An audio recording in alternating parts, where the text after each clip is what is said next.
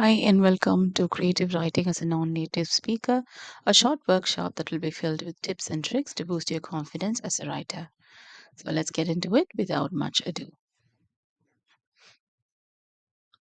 So, you might be wondering who I am and if I'm qualified to talk about this. I have a master's degree in English literature and I've done various courses in writing. I've worked as a freelance writer for more than 10 years. My work has appeared in newspapers, magazines, and websites.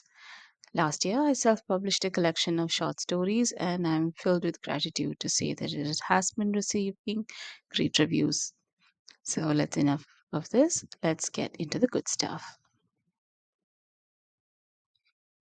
Self doubt. Not good stuff, but we're getting into it. As a non native speaker, when you start writing, you might doubt yourself in the beginning. It is common.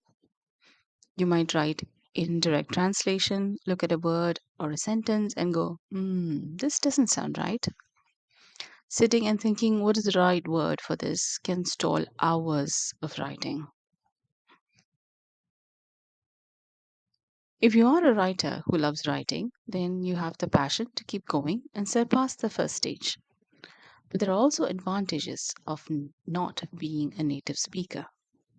A study says that more than native speakers, non native speakers are more aware of their vocabulary and are careful not to make verbal mistakes.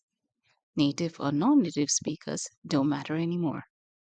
A fabulous output is what matters. So, what can you do as a non native speaker to be as good as a writer who is a native speaker?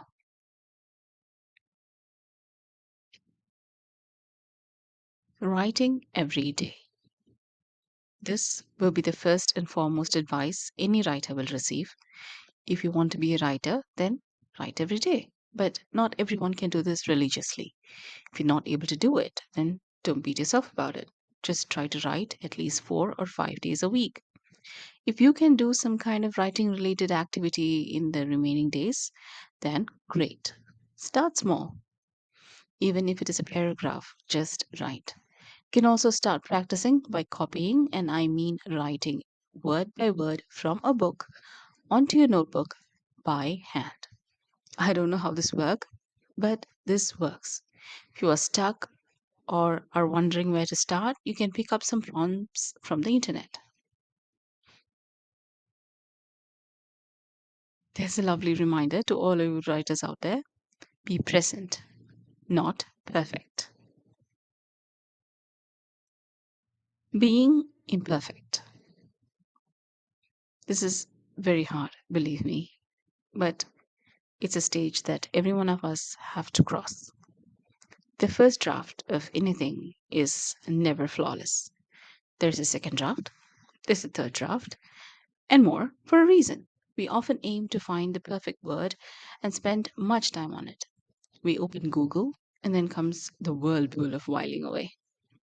After a few minutes or an hour, in some cases, we realize we have only wasted time and have written only a few words. There is an idea you can try. When you feel there is a better word for a word you've already written, circle it or highlight it and come back to it later. That way, you will at least have the first draft down. So for now, just focus on getting the first draft done. Editing. When people pick a book, they do not care if a native speaker wrote it or not. They are going to love the book as long as the writing is good. A good book means good editing. So do not even think about how your work sounds while writing it. Just remember that you can always edit it or run it through an editing program. Also, you can always hire an editor. So just chill and write.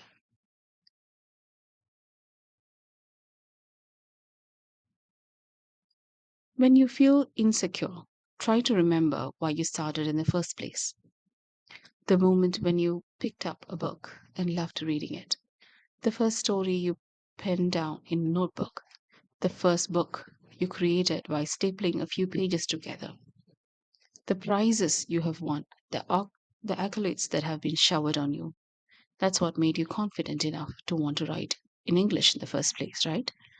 Those moments that made you fall in love with the language. Hold on to them.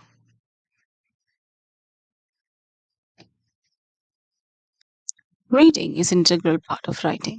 Writers sometimes ignore this fact. Can you be a writer who isn't an avid reader? Maybe, but reading helps your vocabulary and also to think in the language that you want to write. Your writing will resemble that of a native speaker soon. Articles, blog posts, books, snippets, read them all.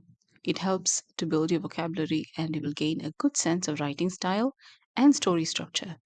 It is also better to explore various genres rather than sticking to a single favorite one. Reading more also stimulates new ideas. Alternatively, you can also listen to podcasts or watch shows to relax and learn simultaneously. Though you're chilling, you're becoming more familiar with how native speakers speak. This will come in handy when writing dialogues. Now we'll look at some of the resources that you can use to edit your writing and improve your skills. Grammarly. Grammarly is an excellent spell checker and more. It checks context, grammar, word usage, punctuation, etc. Though the premium version is outstanding, the free edition works fine too. Hemingway app. This free platform helps find errors, excessive usage of passive voice, and readability. You can also check the reading time for your piece. This comes handy when you're writing radio plays or when you're writing scripts for YouTube videos also. Word Hippo.